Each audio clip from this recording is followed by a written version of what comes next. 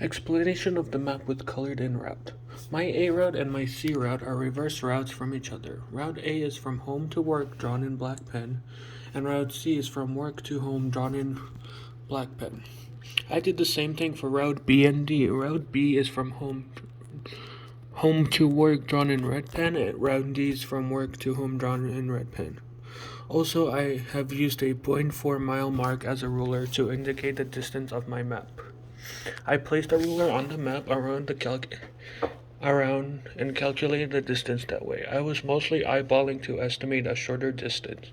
For example, if I had a distance less than zero point 0.4 miles, I would measure that in 1/3 or 2/3 and then multiply them by 0.4 to get an estimated distance in miles and use that measurement. If I had a larger distance than zero point 0.4 miles, I would measure how many times I used it and then multiply by that number to get the total distance.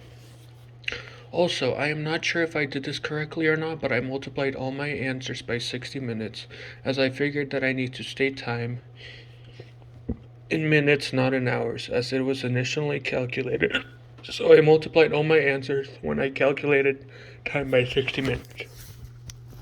Also, I think my Route A and C are better routes, as I calculated the time speed on the bike would be almost 75 minutes as opposed to 116 minutes for both Route B and D. I think these routes would be shorter time frame for me to get to and from work as opposed to Route B and D, which would take me approximately 160 minutes. My map helped me to decide what I wanted to try and avoid one-way street as much as possible, and also try to use a large road as they would have more lighting during evening and early morning drives.